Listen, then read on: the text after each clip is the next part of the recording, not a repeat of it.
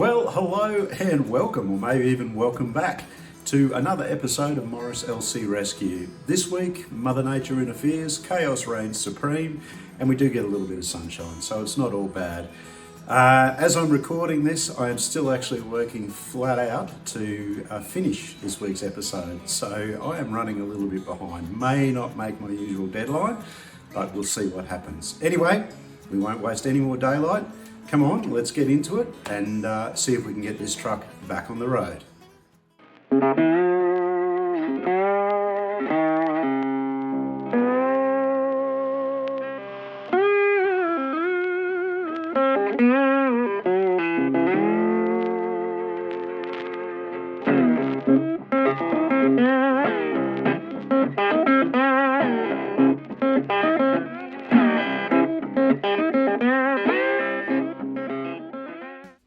It's been about 4 or 5 days since we parked Holly up after filming episode 10. What I wanted to just check was to see if we'd actually, or how much water we'd lost out of the radiator. And that might be a bit of an indication as to how bad that crack is leaking. Also too, just have a look at the oil and make sure that, half that water hasn't disappeared into the oil as well too. So we've taken the top off and pleasantly surprised. So I'll show you what I'm talking about. Even despite that leak on the back of the block, we don't appear to really have lost any water, which is a bit strange. I mean, it was only just barely dripping out of the back there, but if I squeeze that hose, we still seem to have plenty of water there in the radiator. It's not actually leaking at the back of the block either. It's obviously as the engine heats up, that crack expands. It lets a little bit of water out. The other thing, which was a kind of a nice surprise, is the fact that I've got no oil or anything like that built up in the top of the radiator cap. Well, I'm still actually reading through everybody's emails and comments on Facebook. And there was an awful lot of advice being given there by you guys and girls about how to actually tackle that crack in the engine. I just want to make sure I read everybody's comments and advice first. And what I'll do is I'll actually pick what I think might be the best outcome and the most achievable that we can do on a budget. And see if we can fix that crack in the engine.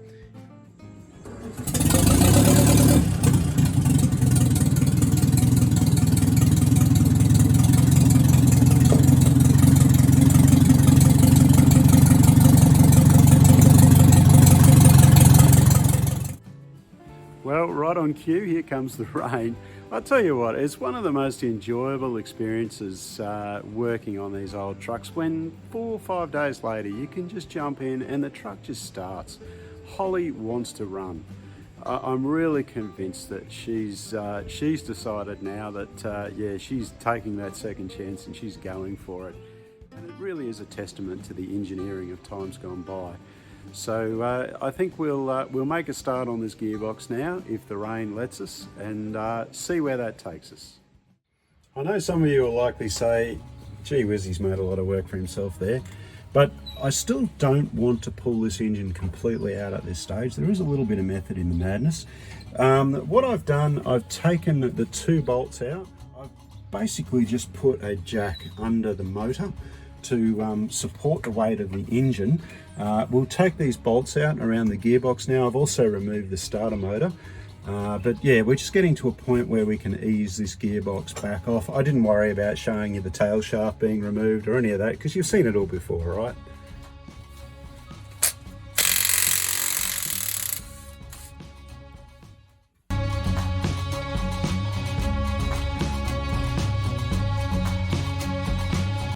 Rightio, well, we've worked our way around all these bolts on the gearbox now. I've just removed the top bolt that we did have left in there, and I've also raised that engine up just a fraction. And what's happened, we can see straight away, is we've actually started to separate the gearbox from the bell housing. So that's a good sign.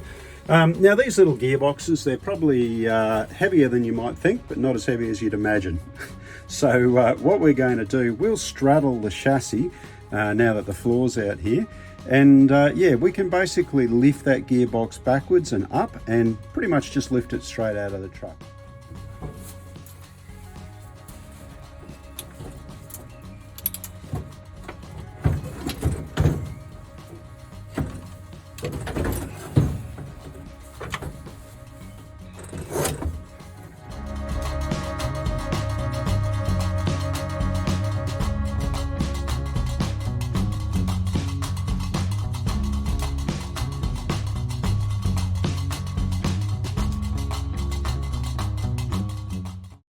Well, there's probably some of you more experienced guys out there now going, what is he doing? He really did that the hard way. And you're actually correct. I did do it the hard way in some respects. It is much easier to take the gearbox and the motor together out of the front of the truck. However, I've been talking to a lovely gentleman in Wales who is a retired mechanic and spent many years working on these trucks. He assured me that it was quite easy to take that gearbox out through the floor here, exactly how we've done it. And I said to him, that's going to take hours. And he said, no, it shouldn't take you more than half an hour. And I said, right, you're on. There's a box of Australian Tim Tams at stake. Well, Craig, there's a box of Australian Tim Tams coming to you in the post. We've done that in around about 28 minutes all told. So yeah, you were right, I was wrong. Well, now that we've got that out, we can take a bit of a closer look. There's no major damage anywhere there that I can see. We've certainly got a bit of a grotty housing there, but hey, it's a good opportunity. We'll clean all that out now, make sure it's all pretty before we put it back together. Well, it does definitely feel like the big reveal here. We'll start easing the pressure plate off and see what we come up with.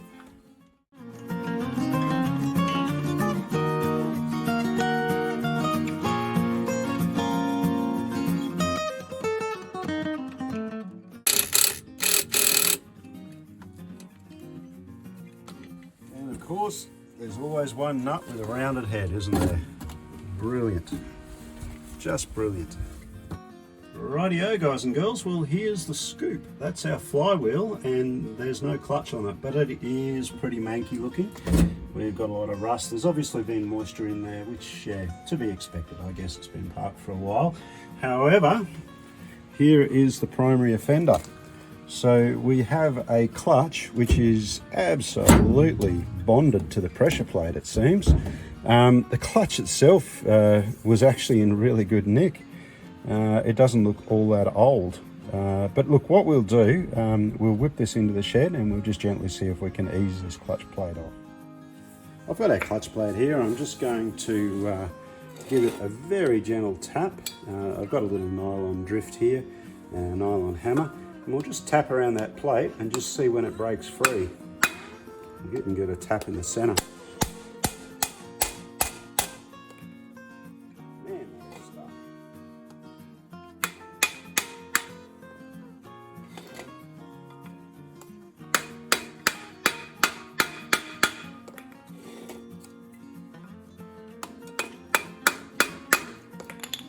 Rightio, well, just got a little chisel punch here. I'll just try and lever that up if I can. Don't know. Man, that is stuck. It's just starting to give a little bit on this side. There we go, she's starting to come away.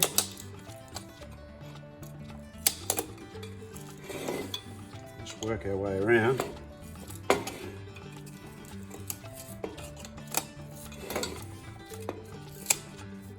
Well, look at that.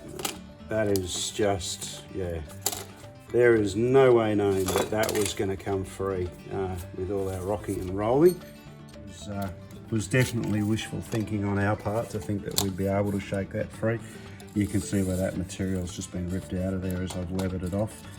It's actually cracked that completely there. So we wouldn't have ever been reusing this clutch. We will replace it. But yeah, that's quite amazing.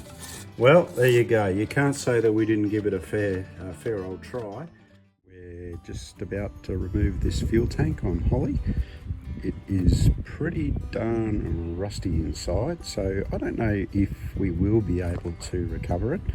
I have recovered these tanks before. I know everybody has their way of doing it. Some people are using evaporust. Other people are sending their tanks away and having them professionally done. The tank that I've got on olive oil is one that I used electrolysis to clean the rust out of, and that worked really, really well. So I'm going to give that a try on Holly's tank, and I'll show you what we do there. Well, despite putting some heat on the nut, this is one of the first ones I've actually sheared off on Holly. Just wanted to quickly show you a common point of failure on these fuel tanks on most of the LCs. From manufacture, they use these old felt pads, or almost like a gasket, on the band that holds the tank in place. And of course what happens is that absorbs the water and moisture, and this is the area that these tanks will fail usually. They actually rust out and get pinholes. I can't see anything on this one so far. Doesn't mean that it hasn't got pinholes in there somewhere. You can see how that rust has been sitting on there. That to me there, that's possibly a pinhole we'll have to fix. All in all, this tank's in pretty good nick on the outside considering, but yeah, it is very, very rusty on the inside. I'll give you a quick look. So it is pretty average in there. So the tank's out. We've had the opportunity to have a much closer look at it now, and what's obvious is we have a rather large hole down here, and as you can see, it's where that band travels around the tank. As I said, the water gets on that band, sits there, and over the years the tank rusts out or develops pinholes. I've also removed the fuel sender unit, mainly so that I can have a better look inside the tank. But what I could see from the fuel sender unit, you can see that there has been an awful lot of water sitting in this tank. It has actually corroded the float completely off the end of the sender unit. And you've got like a high watermark here, which is a really good indication of just how much water was sitting in this tank. Remembering that fuel floats on top of water. So in order for us to get a rusty mark up there, this tank was literally full of water. Now we know that Holly was sitting outside for a number of years, so it's altogether reasonable that yeah, over time with the amount of rain we get down here, condensation, everything else, it's just filled up and filled up and filled up with water. And unfortunately, I think this might have spelt the death knell for this tank. It is. I've had a look inside with the flashlight. It is really bad inside, so which is disappointing because I had hoped to maybe be able to salvage this. However, I have been shopping, and what I grabbed, I have Olive Oil's original tank here. So the step here will be to clean all the surface rust and give it a good clean out. We will use electrolysis, and I'll step you through that process. Her float is yeah, in much better condition. We can clean that up and service that and get that working again. Just need to put a new gasket in the top of the fuel cap and clean it up. It'll be fine. So all in all, yeah, this tank will work for us. We won't have any issues here.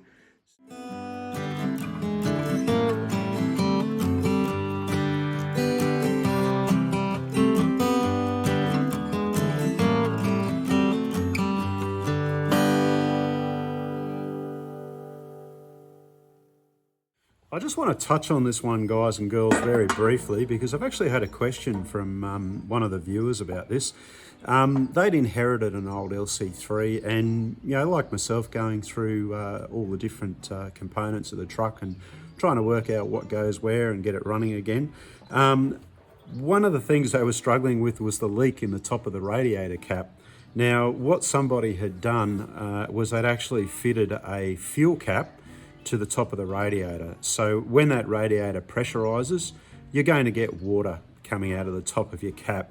So this is just a vent hole here. It's on all the LC3 fuel caps anyway. I don't know if it's the same on some of the other Morrises. I'd imagine it is.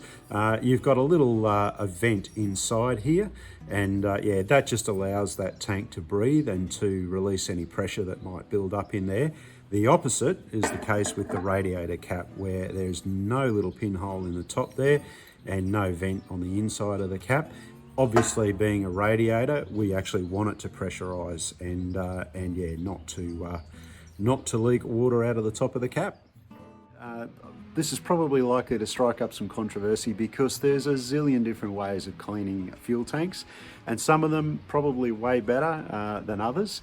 You get some guys that use CLR, the acid-based product, or citric acid or vinegar. There's a million ways of doing this. My go-to, probably if you're not already aware now, is to use electrolysis. I have good results with that. You can have these tanks sent away and professionally cleaned, and yeah, they put a lining of some description, a chemical lining inside the tank which seals anything that's hasn't been picked up in the cleaning process. For me, that's probably money-wise a bridge too far, so I'm going to do it the way which I know works for me and has worked in the past. So we'll give this a try. I'll step you through it. And yeah, we'll have a look at a before and after shot, and yeah, you can make up your own mind on this one. I've got a torch shining down through the fuel filler point, and all in all, to be honest, this tank's in pretty good nick. I don't think we're going to have a lot of trouble removing this with electrolysis, but yeah, look, that gives us a bit of a benchmark to go against. We've got an idea of what it looked like before. If you're wondering what this weird holy relic looking thing is in my hand here, it's not for slaying vampires or breaking curses. It's actually the anode that we've made up for going down through the fuel sender hole in our LC3 tank. Now this is just simply a piece of broken LC3 front spring. It's a perfect fit for the fuel sender hole, and the stick just simply stops it dropping all the way through. I've used quite a quantity of gaffer tape just there, basically because we need to insulate this from the side of the tank. So we've got our anode, our cathode. We can't have those two shorting out.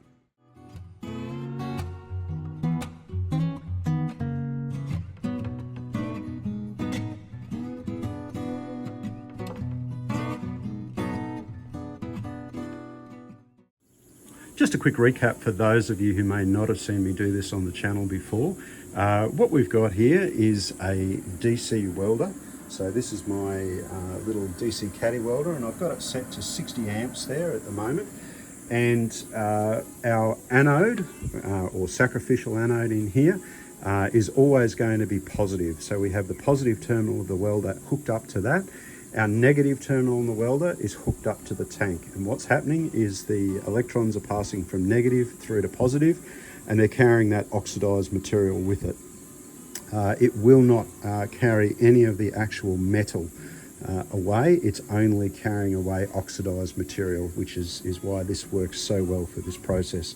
Now, importantly, the byproduct here is hydrogen gas. So as always, we need to make sure we do this in a well-ventilated area, preferably outside.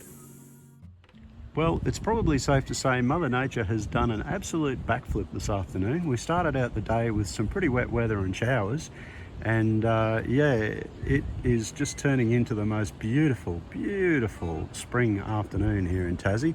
Sort of weather we should have been having for at least the last month and a half, but anyway, we won't complain. It's here now.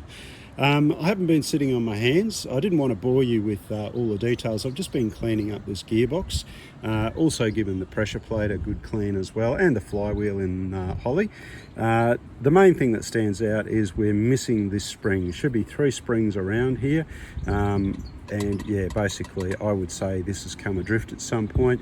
I can't see it anywhere in the bottom of the bell housing, so I've probably got to assume that maybe this truck was reassembled when they changed the clutch last time, and they didn't either put one of these springs or didn't pick up that it was missing. So yeah, I've got one of those. We'll replace it, and then yeah, I think we'll look at getting this gearbox back into Holly this afternoon. Just a quick little tech tip here for the guys that might be a little bit less experienced with clutches and pressure plates. You've just got to make sure that you put your clutch assembly in the right orientation. If you put it on the wrong way around, then chances are it's going to be difficult for that clutch to disengage, and you may be pulling it off again to turn it around. Now, this particular clutch, it's one that I've had rebuilt. So this is actually from an LC3, and it actually tells us there on the clutch that this is the flywheel side. You can see that stamped on the clutch plate there. So that makes it a little bit easier. But yeah, if you're not certain, the high side of the spline always goes towards the gearbox. The low side of the spline always goes towards the motor. It's not always stamped on the clutch, but that's how I usually tell. High side to the gearbox, low side to the flywheel. One other important thing we need to do too is just make sure we clean any of this surface rust off the spline. You know, there is potential for that to bind up on our clutch and maybe cause that clutch not to slide as freely as it should. That's just happened as a result of moisture inside this area and that clutch just sitting and not moving for so many years really. But a little bit of emery paper, we'll clean that off and that'll be as good as new. With our pressure plate and flywheel, we'd normally probably take those both into the machine shop and have them refaced. At the moment, my local machine shop has a backlog of about 4 weeks. So what I've opted to do here is to actually just use some very light emery paper and a sanding block and just work my way around both the flywheel and the pressure plate and clean off any of that material that was left behind by the clutch.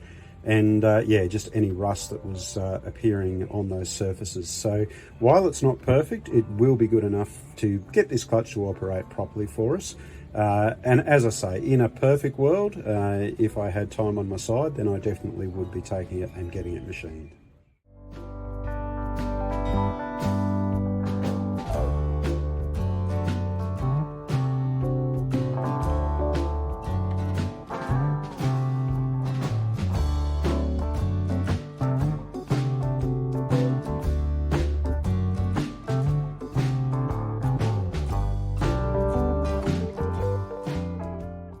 So what I've got is a little bit of a tool here that I've made up just out of a spline from an old damaged gearbox, and it's just my clutch alignment tool.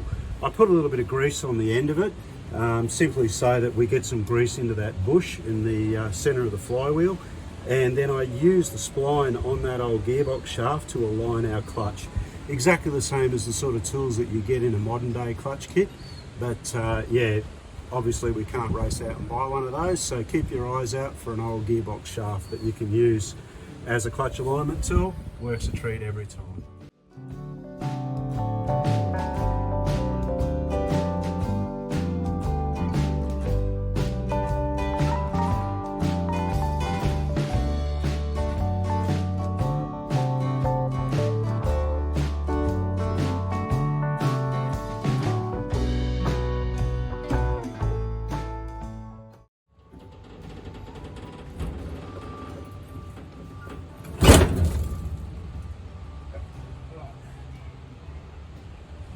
Go.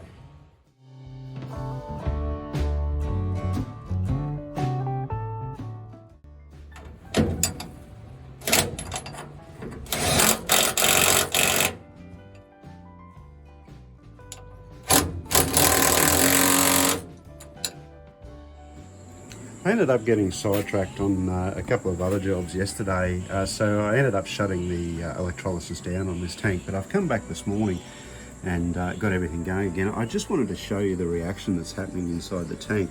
Now you won't smell hydrogen, it's odorless, but yeah, you can certainly see there that that muck is actually starting to run out of the tank, and we're getting quite a few bubbles coming to the surface there now as well too. So that tells me that we've got a really good reaction going on inside the tank.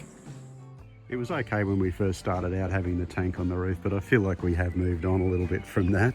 So focus today, I think, will be to try and get this fuel system squared away. I've got the tank out, obviously that's in our electrolysis bath at the moment. What I think I'll do, I'll get all these fuel lines flushed out back to the fuel pump and then up to the carby. I'll also get the fuel pump out, I think, today, and we will rebuild that. We'll put a kit through it. Yeah, plenty to do, no time to waste. Our fuel pump's hiding away down here on the side of the motor, obviously driven off the cam, just above the starter motor there. So we'll whip this fuel pump out and yeah, get it inside, strip it down, and I've got a kit there, again courtesy of Vinnie's Truck Supplies, and we'll get that fitted up and get that pump going. Our diaphragm pump came out without any real problems. It is pretty grotty but, so we're going to give it a bit of a petrol bath there and just clean the worst of it up. And then I'm probably going to go and make myself a cup of coffee, sit down at the table inside for a change, strip this down and rebuild it.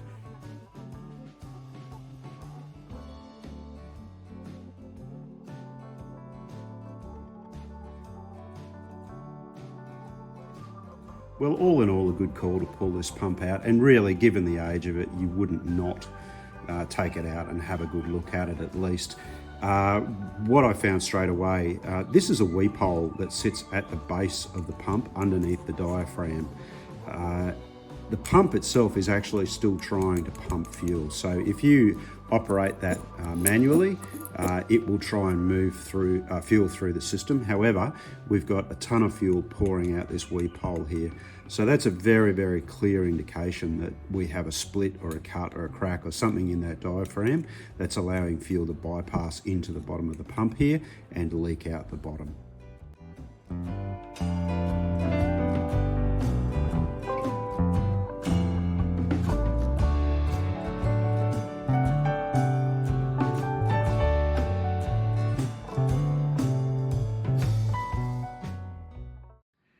Every picture tells a story, and this one is no different. So the situation here would be that tank, as we know, the original tank from Holly was full of water at some stage. That engine would have been turned over when it was full of water, it would appear, and it has pumped some of that water into the fuel pump. And yeah, it hasn't done a whole lot of good here. We have quite a bit of corrosion inside the pump, which I think we can clean off. We've got gaskets which are rusted, frozen to surfaces. And yeah, it's a good thing that we pulled this pump apart. It definitely requires a rebuild. And there is, just under this lip here, there is a tear running probably, I don't know, maybe a fifth of the way around here. So this is where our fuel was leaking through, right here.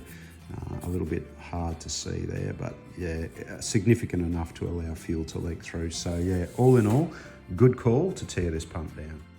I could be pretty certain by now that if you guys and girls have watched any of my videos, then you're probably tuned into my modus operandi. We're going to give this ultrasonic bath another run. We'll give it a little bit of heat as well too, so turn it up to, we'll give it 60 degrees today. All I've got in here is just water straight out of our water tanks, so it's just water. And we'll set that on for 15 minutes and yeah, see what the result is. Well, we've got just a little bit of time to kill while our ultrasonic bath does its work. So on a beautiful day like today, I don't need any excuse at all just to shoot outside for a bit and soak up a few rays. After, you know, the wet October and November that we've had, to get a day like this is just too good to waste. Well, we've been slowly cleaning up all our components for this fuel pump, and one of the things that's really stood out here is the amount of corrosion, unfortunately, that we've got on the top bowl section of this particular fuel pump. And this is just simply because it was allowed to sit for a long period of time with water in there. I'm actually not going to use this. I'm just a little bit worried about getting it to seal properly around the top of the bowl here. So what I have got is, in my big box of spares, I have another top section of the fuel pump, which I've just also finished cleaning up. And yeah, we're going to use this instead. It'll just give us a better seal. We've got our little mesh gasket that sits around the lip in here, and then we've got our cork gasket that goes over the top, and then the cap that comes down and seals everything in. So I have had these leak before around the top. That's just why I'm being a little bit cautious.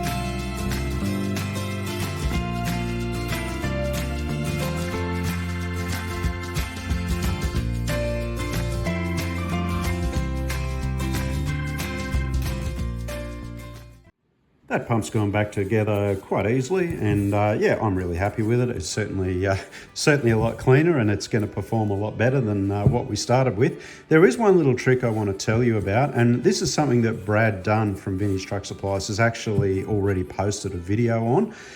When you are tightening the screws up that clamp the diaphragm in place, it's a good idea to actually operate that lever and hold it down so that the diaphragm is actually being pulled down into the base of the pump.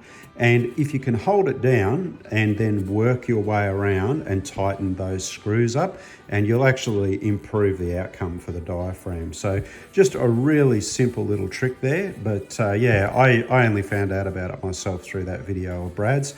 Probably you old school guys out there already know that one and you're shaking your heads by now. But yeah, just another little trick for you when you put these pumps back together. At the end of your service on your fuel pump, you're going to have bits left over. There'll be seals, gaskets, O-rings, a few other bits and pieces in there that you may not be able to easily identify. That's simply because this kit is designed to fit a variety of fuel pumps.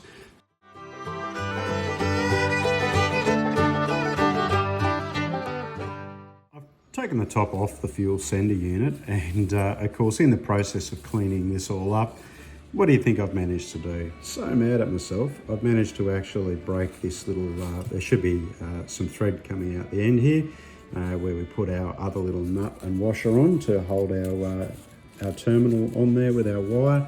Yep, she snapped off. And I did try everything I could. I put WD-40 on there, I'd eased it backwards and forwards, but anyway, I guess you can't win them all. We can still use that, so it's not end game. The other issue we had was the float had a number of pinholes in it. Now what I've done is I've actually just gone and soldered those up. I guess we'll find out when we put it back together if the float floats or if it sinks. So if we've got a full tank of gas and we're suddenly showing that we've got an empty tank, we'll know that that float has gone to the bottom of the tank and has filled up with fuel. But the next thing I wanted to do was just demonstrate to you how to actually check one of these little fuel sender units. Pretty straightforward, so I'll set the camera up, and I've got my multimeter here and I'll show you how to check it. Well, we've got our fuel sender unit hooked up to our multimeter.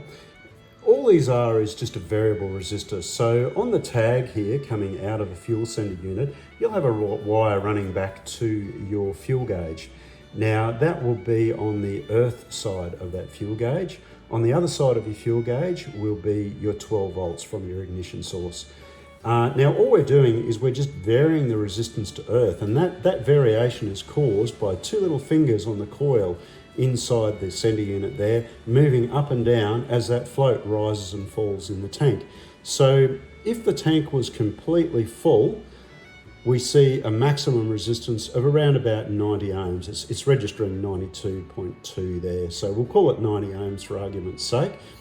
As the float sinks towards the bottom, that resistance gets less and less, and at the bottom of our tank we're seeing about 2.2 ohms or 2 ohms.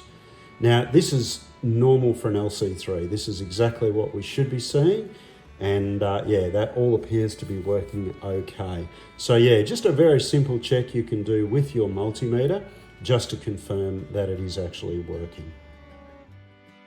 Just using a piece of our offcut of gasket paper, we can make up a new gasket to yeah, pop back on that sender, and it's ready to go back together. I'll probably give it a coat of zinc paint just to give it a bit of protection now that we've cleaned all the steelwork up, and yeah, that'll be ready to go back in our tank. Well, we've given our tank its first high pressure washout after the first round of electrolysis. I'm actually going to give it a second round of electrolysis, and the reason I'm doing that is pretty simple. We had our cathode connected on this end of the tank, meaning that the current was flowing this way through to the anode. What I've done this time is I've actually shifted to the other end, so our current is now flowing in that direction from the other end of the tank. The reason for this is simply that you will draw more muck now out of this end of the tank. The first time around we would have drawn all that muck from that end of the tank. So hopefully by doing this a second time, that whole tank will be clean from one end to the other. We'll find out soon enough.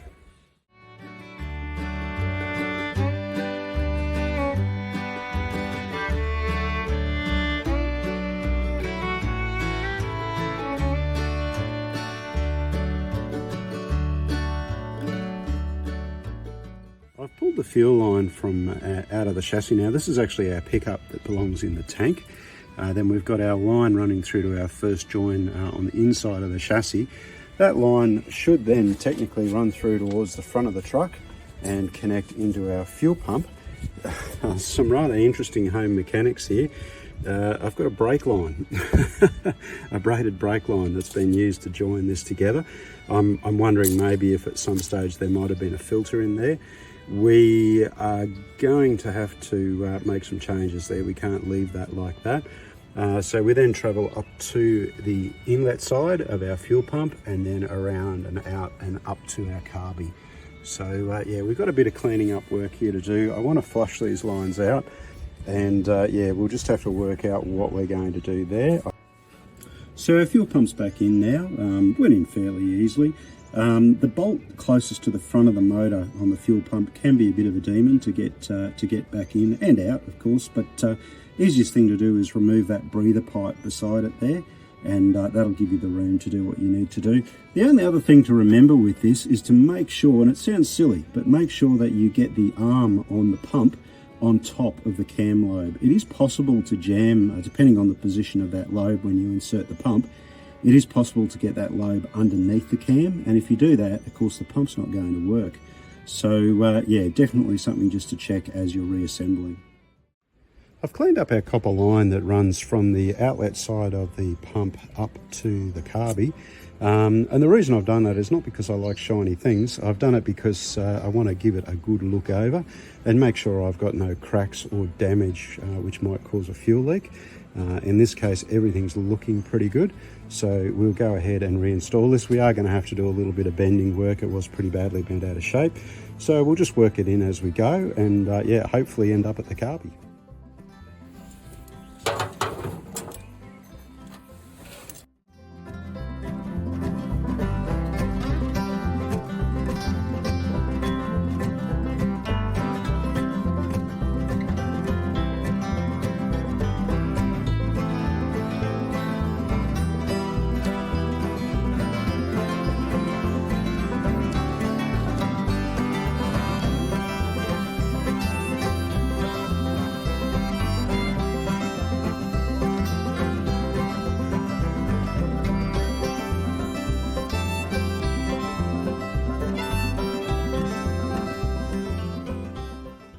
Well, it honestly feels like some sort of organised chaos here this afternoon. I've got stuff going on everywhere. I've got a huge mess to clean up.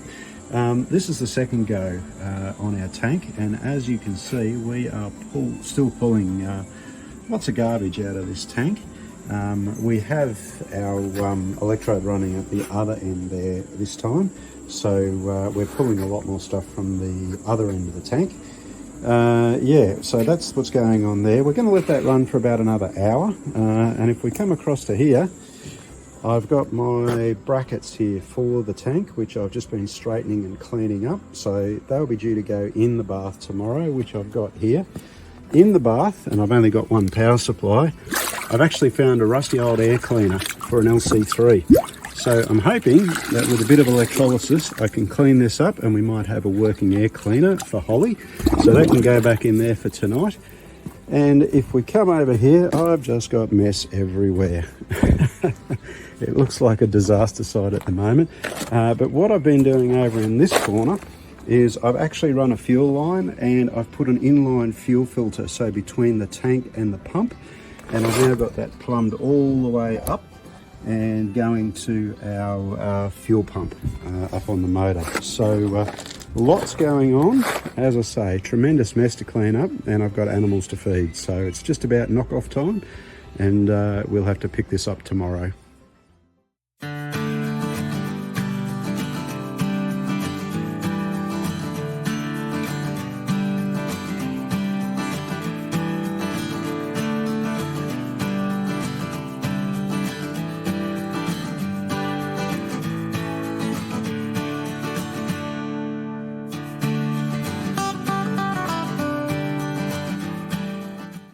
I guess the whole point to me showing you guys and girls this and doing this process is just to prove again that, you know, you can do it at home. You don't have to send your tank away at great expense. Look, if it's for a show vehicle or a concourse condition vehicle, yeah, of course you're going to do that. You're going to want that finish. But for what we're doing here with Holly, you know, what we've done using electrolysis here, very, very cheap, and it's something that anybody can do at home. And I'd encourage you to give it a go. It's a great bit of fun, and certainly the difference that it makes inside that tank, which we'll have a look at very shortly, is incredible. What I have been doing too, towards the end of the process, I sit a white rag underneath the drain points. So I've rotated this tank over. I've had the sender point over that rag as well too, and I've just been flushing and flushing and flushing with water. And what I'm looking for is when I stop seeing any muck come out and land on that white rag. So it's very easy to spot with the white rag. We're at that point now. So that tank is pretty much as clean as I can get it using the processes that I've used. So we'll have a bit of a look inside. Well, I've got my torch shining down into that tank, and I'm going to try and take you in there for a bit of a look. And we'll just let that focus. And what we could see in there is just what's left behind after the rust is removed. So what you can see there is actually black steel at the bottom of the tank. And all the rust that was in there up the sides in the bottom is completely gone. And we're just left with a clean surface, really. It's been stripped away by the electrolysis. Now, the next challenge here will be actually to get all this water out of the tank. We're going to put a hairdryer in there, and that'll give us a head start. Well, for those of you who are regulars on the Morris Commercial Owners and Enthusiasts Facebook page, well, you will have seen me pull this little number before. I've got my secret lady tools there hooked up to the fill point of the tank. I've got a damp rag just sitting here in the opening for the fuel sender unit, and what that does is that forces that hot air then out of the drain point and out of the fuel pickup point at the other end of the tank. I've had this running for probably about 10 minutes now, and that tank is quite hot. And yeah, I'll keep that going probably for another 15 minutes or so, and that tank will be pretty much dry inside and out. I've just given the old tank a bit of a wipe over. I haven't brushed it on. I tend to use the ferric chloride rust converter just on an old bit of towel and literally rub it into where the worst of the rust spots are. We're just letting that dry. I've masked up and we're just about ready for etch prime.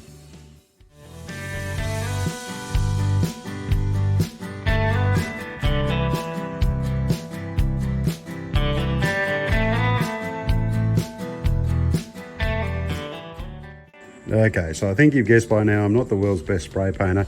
It is a bit of a problem down here in Tassie getting rattle cans to work. That was our etch primer that we put on there. I've just got our hairdryer set up here. I'm going to use that. It's only sitting at about 9 degrees at the moment outside, so not a very warm morning. And yeah, we struggle to get the can, the paint in the can to break up. I usually sit that in front of the hairdryer for a bit, which is what I did here. And I'm going to use the hairdryer to actually dry our paint now, but not ideal conditions, but it is what it is. I'll just clean these threads up as well on the tank straps. It was a little bit of a struggle to get those nuts off, and I didn't want to damage them. You can replace these, that's not too difficult. Vintage truck suppliers have them as new stock, but I'm going to reuse these ones and keep our costs down. So I've just got my little dye on there, and I'll get both these threads cleaned out and ready to go back on the truck.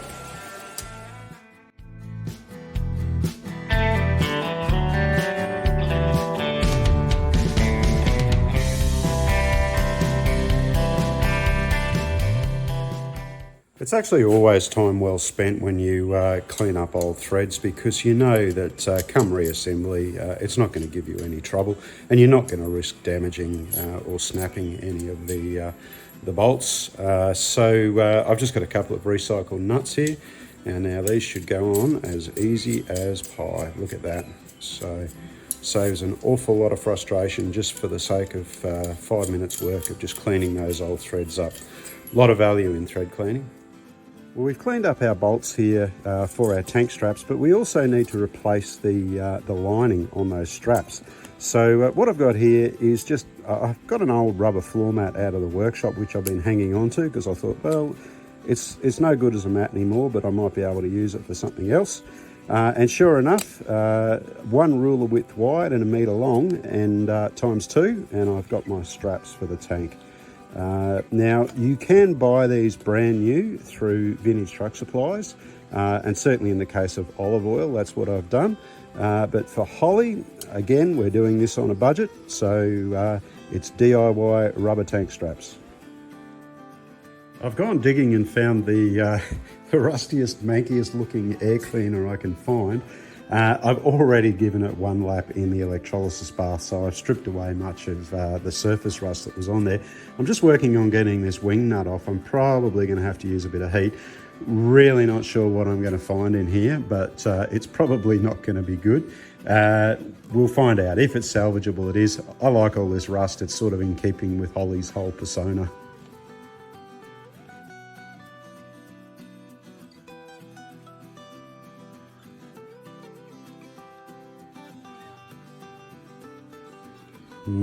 Well, we've managed to get that apart without breaking anything. It's looking pretty average in there, but you know what? Yet again, we'll stick it in the electrolysis bath and see what the wash up is after a few hours.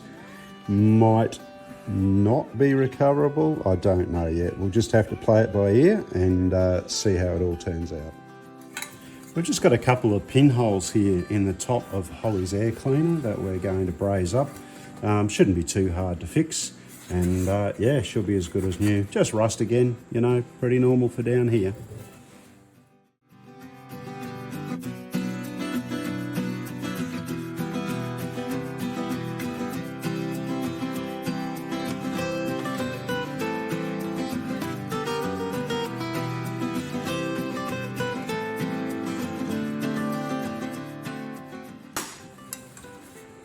There's our pinholes fixed up, good as new. I think it's always funny how things work out sometimes in life. We've got our fixed air cleaner here, we've repaired those pinholes. But what we do need to do, an air cleaner is not much good if it doesn't seal, so we've got to make up a new cork gasket for the top here. In a post on the Morris Commercial Owners and Enthusiasts group earlier in the week, I'd actually been telling people about the value in keeping old offcuts of gasket, in this case cork gasket. I know it's an old-fashioned gasket material, but it is one of the most versatile and flexible materials, or gasket materials, that you can lay your hands on. Now, I've cut a couple of pieces for this air cleaner lid out of an old gasket. Now, if we just try and lay that in there, it's not going to sit properly. It's not going to lay where we want it to, because it'll keep trying to go straight. Now, this is where the magic of cork happens. Cork is very, very malleable, and by that I mean you can actually work a piece of cork into shape. So here's a piece that I've cut flat that I want to lay in here, and what I'm gradually doing is just working my way around that piece of cork and actually bending it. So I'm compressing one side and opening the other side up. And if you do that a couple of times, you'll find that that cork will actually start to retain that bend that you're putting in there.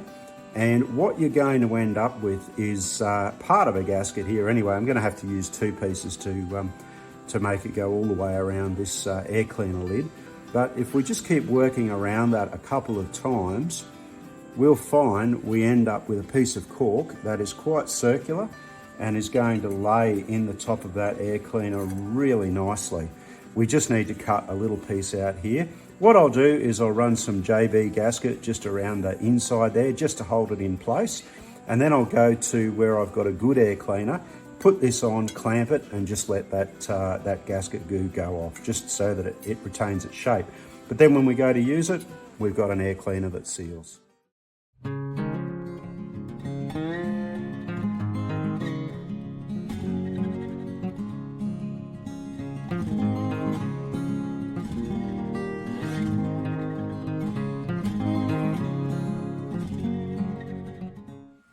I have kind of hit a brick wall right at the moment, so we've had a shower of rain again. It's all overcast. I've lost my sunshine.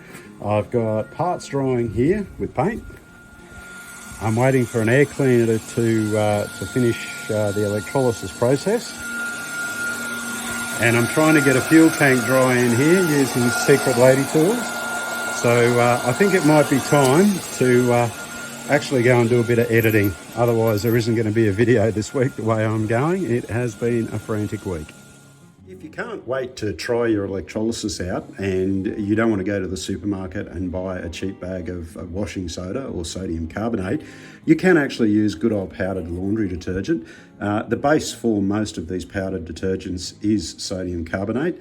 And your reaction, if you don't have that sodium carbonate in the water when you start your electrolysis, it'll be a very, very slow reaction. The sodium carbonate speeds it up. So if you do happen to use laundry detergent, then not only will your parts smell fresher, they'll come out cleaner and brighter. That's not true.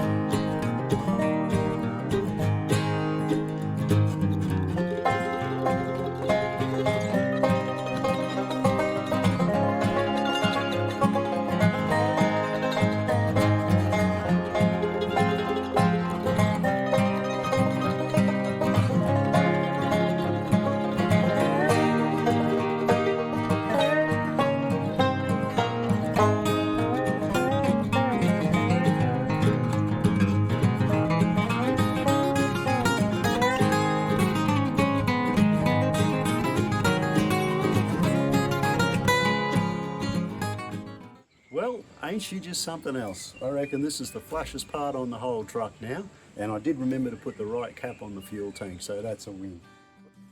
Just a quick tip for you guys and girls, when you are putting these little machine screws back into your sender unit, not a bad idea to use some anti-seize in there, just the tiniest amount will do. These little screws have a nasty habit of seizing in the top of the tank here, and because they're such a small screw, you'll snap them off, and then you're in a world of hurt. So a little bit of anti-seize solves that problem.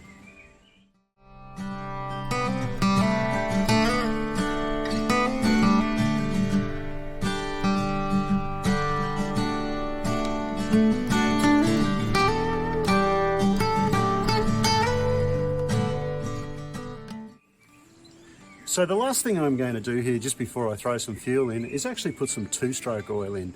It'll just help keep things a little bit better lubricated, certainly in the top end, and it won't hurt the valves any. So yeah, just probably 50 mils of that mixed in with the fuel, and yeah, do more good than harm.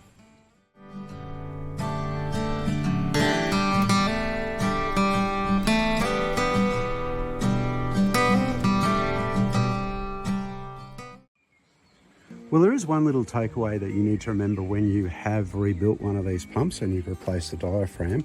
These particular pumps don't like to pump dry. So if you're trying to draw fuel out of the tank and you haven't primed that little diaphragm pump first, chances are it won't work very well. So what we've done here is we've used our boat tank again, and we've just pumped the little hand pump here until we've actually pressurized the system. Now, when that happens, we can't squeeze that. We know that we have fuel running pretty much, I would say, through to the valves in the pump and possibly past that and up to the carby. I can smell a little bit of fuel, can't see any leaks. So for now, I'm happy enough to turn this over. We'll see if we can start it on the boat tank first. And then if all goes well there, we'll take the boat tank off and we'll swap to the main tank. Well, we are out of gear and our ignition is actually on. I've connected that up. So we'll see if she will start. It might need a little bit of choke because it is getting a little bit cold.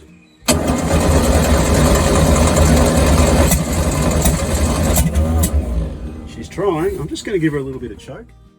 Rightio, we'll give that another try. She's definitely trying.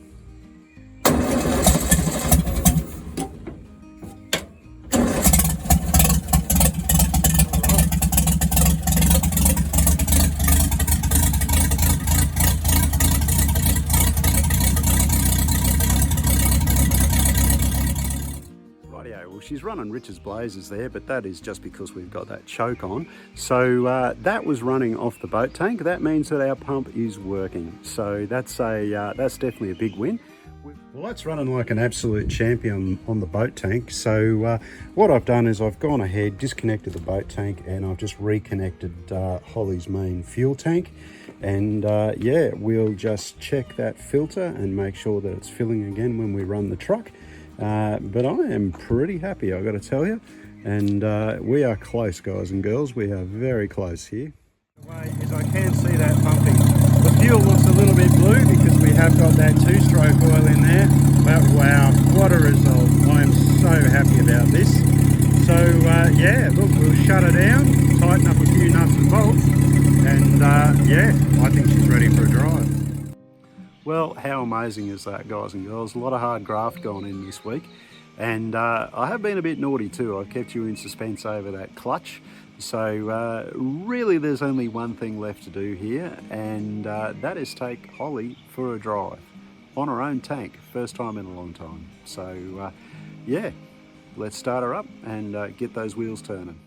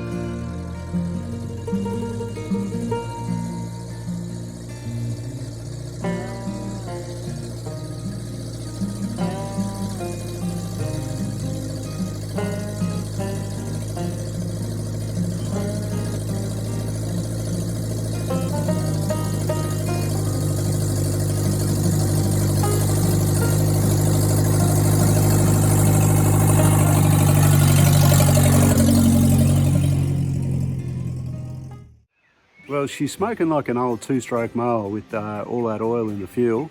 She's noisier than Australians at a one-day cricket match at the Gabba, but I tell you what, if success can be measured in smiles, then I've got a smile that's 10 feet wide at the moment. That was just absolutely brilliant, and what a pleasure. Much better now that the clutch is working, and yeah, I guess that's the giveaway. The clutch is working beautifully. We've done a great job there, and she changes gears like a champion. So yeah, at this late hour of the evening, I reckon I've probably woken most of the neighbours up, even though they're hundreds of metres away.